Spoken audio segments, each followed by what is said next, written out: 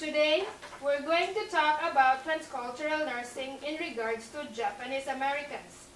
When communicating with Japanese Americans, we have to remember that eye contact is confrontational and adversarial. Oh, that's right, Nurse Maria. Many Japanese smile to conceal their negative feelings. A dominant personality trait of some Japanese Americans is the tendency to suppress negative feelings towards others, including family, intimates, and those in authority. Because feelings are not readily expressed, Japanese Americans often convert their emotions into somatic conditions. This makes them vulnerable to stress-related illnesses. So, it's very important to encourage Japanese clients to express their feelings and never assume a smile or silence is approval. That's true, Nurse Larry.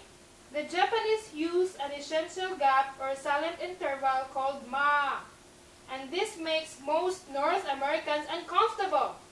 So, when dealing with Japanese patients, it's very important to use therapeutic silence. Wow, Nurse Maria, that's very helpful information. I want to tell you about the Japanese model of amakase, or trusting, which is unique to their culture and makes it important to encourage them to ask questions. Japanese patients tend to place total trust in professional decision making, so they won't question us. So question them. Did you know, Nurse Larry, that in terms of home-based nursing, it's Japanese etiquette to leave footwear outside their home?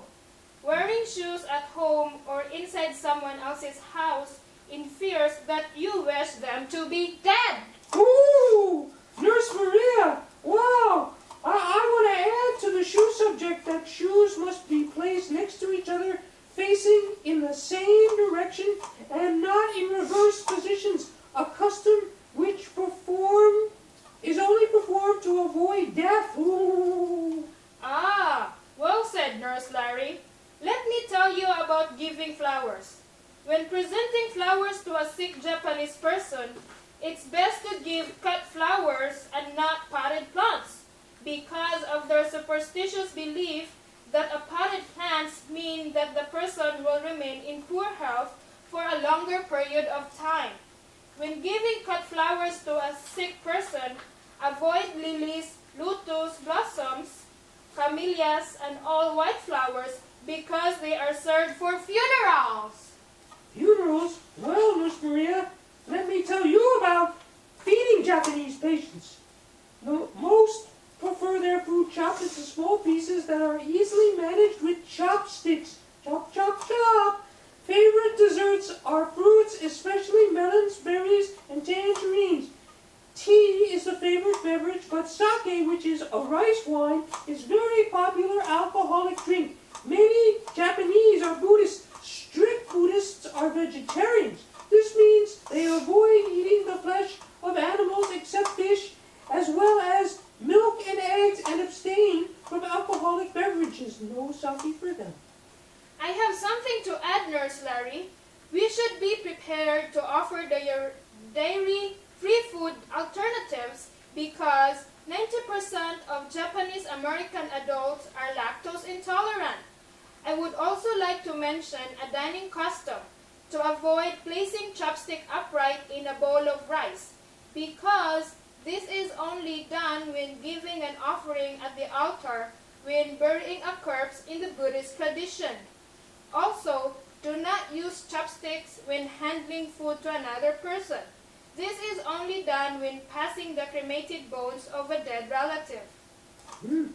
Good points, Maria. After a short break, we'll talk about death and dying. So, audience, you stay tuned. Hey everybody, welcome back. Now let's discuss death and dying. In Japanese culture, directly informing a patient about a cancer diagnosis is considered to be cruel. In Japanese physicians often use terms that are more indirect when discussing cancer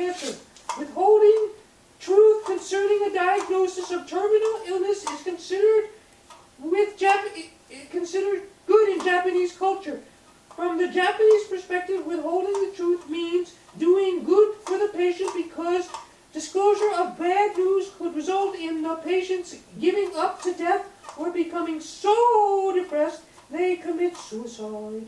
Wow! That's really important information, Larry. We normally want to give all relevant information to the patient and don't always know the importance of culture. Great point! Oh, Maria, did you know that Japanese people also have many superstitious beliefs nurses need to consider? Some Japanese avoid numbers 4, 9, and 13. The numbers 4 and 9 are avoided for a variety of reasons. For example, the sum is the dreaded number 13. Also in Japanese language, the number 4 and the word for death share the same pronunciation, shi, while the number 9 is pronounced in the same way as the word pain, ku. So it's important not to assign Japanese patients to hospital rooms numbered 4, 9, and 13. How spooky, Nurse Larry. When you put a Japanese patient into a room, you should not put their head facing north. They believe that sleeping with your head facing north brings a person closer to death. The Japanese bury their dead with the head towards the north. So you can see why it would bring a chill. So Nurse Larry, you may have to rearrange the hospital bed for your Japanese patient. Nurse Maria, I know another Japanese belief, and this is that wet feet must be air dried. Using your hand, cloth, or any other object to wipe feet is as if you were wiping away good luck. And I have a Japanese folklore for you, Nurse Larry. If you cut your nails at night, you will die young. Ooh, some very deep traditions, Nurse Maria. Now, how does all this affect a nurse who is taking care of a Japanese patient? Please tell me. As nurses, we must be aware of the cultural beliefs of our patient, conduct a cultural assessment of the patient, and become knowledgeable of beliefs, practices, and values. I want to stress that everything Nurse Larry and I talk about today is a generalization and should be used as a starting point to an assessment. If you can do this without stereotyping, then you will be well on your way to become a culturally competent nurse. Nicely said, Maria. That's our show for today. Da-da-da-da. See you next time.